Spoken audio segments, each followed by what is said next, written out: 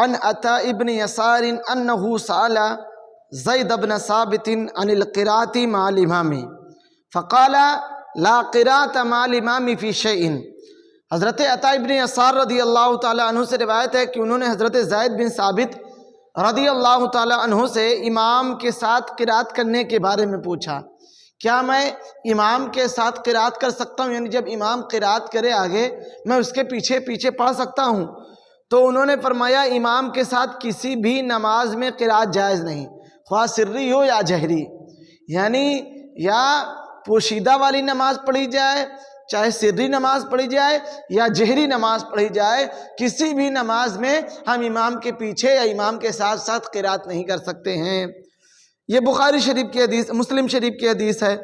اور ایک موطا امام محمد نے اپنی کتاب میں ایک حدیث نقل کی ہے اس کے تعلق سے، عن جابر بن عبداللہ قال قال رسول اللہ صلی اللہ تعالی علیہ وسلم من صلی خلف الامام فإن قراءة الامام له قراءة۔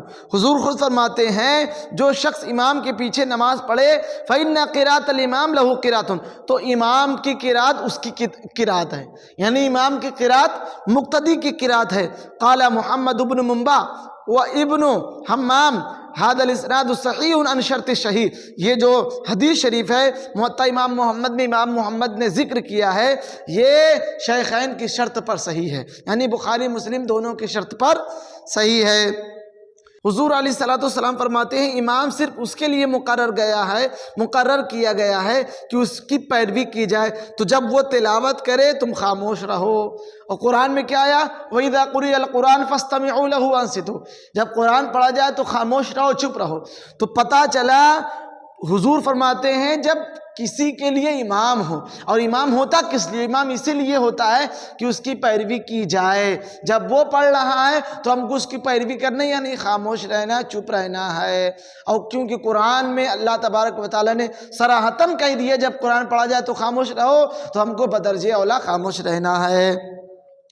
اور صاحب ہدایہ نے فرمایا کہ امام کے پیچھے قرات نہ کرنے پر صحابہ کا اجماع ہے، یعنی تمام صحابہ کرام کا اسی پر اجماع رہا ہے کہ قرات خلف الامام جائز نہیں ہے، یعنی امام کے پیچھے قرات نہ کرنا یہ بڑے بڑے 80 صحابہ کرام سے مروی ہے۔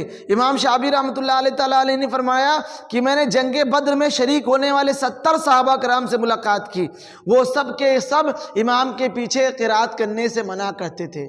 سوچو جنگ بدر جو سب سے پہلی جنگ ہے، اور جن کو مہاجرین کہا جاتا ہے، وہ بڑے بڑے صحابہ، ان سے پوچھا گیا تو انہوں نے کہا ہم اپنے زمانے میں اور حضور علیہ السلام ہم کو اور ہم اپنے بعد والوں کو امام کے پیچھے قرات کرنے سے منع فرمایا کرتے تھے۔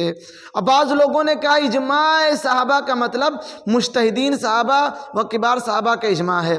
اب بے شک حضرت عبداللہ بیان فرماتے ہیں کہ میرے والد حضرت زید بن اسلم رضی اللہ تعالیٰ عنہ نے فرمایا کہ نبی علیہ السلام کے صحابہ کرام میں سے 10 حضرات، یعنی حضرت ابوبکر صدیق، حضرت عمر بن خطاب، حضرت عثمان بن عفان، حضرت علی بن ابی طالب، حضرت عبد الرحمن بن عوف، حضرت سعد بن ابی وقاص، حضرت عبداللہ بن مسعود، حضرت عبداللہ ابن عمر اور حضرت عبداللہ ابن عباس رضی اللہ تعالی عنہم اجمعین، یہ سب کے سب امام کے پیچھے قرات کرنے سے سختی کے ساتھ منع فرمایا کرتے تھے۔ یہاں تک کہ حضرت علی سے بھی روایت موطا میں حدیث ہے، حضرت علی فرماتے ہیں جو شخص امام کے پیچھے پڑھے، میرا امام کے پیچھے پڑھنا میرے لیے اس سے بہتر یہ ہے کہ میں اپنے منہ میں کوئلہ رکھ لوں۔ اللہ اکبر، میں اپنے منہ میں جلتا ہوا کوئلہ رکھ لوں، تو پتہ چلا اتنا خطرناک ہے۔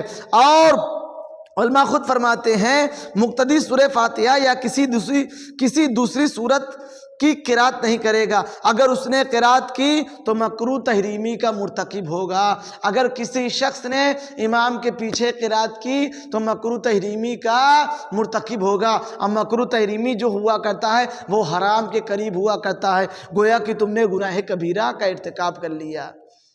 تو جب امام قرات کرے تو ہم کو خاموش رہنا ہے، کچھ بھی نہیں کرنا ہے، بلکہ بغور امام کی قرات کو سننا ہے۔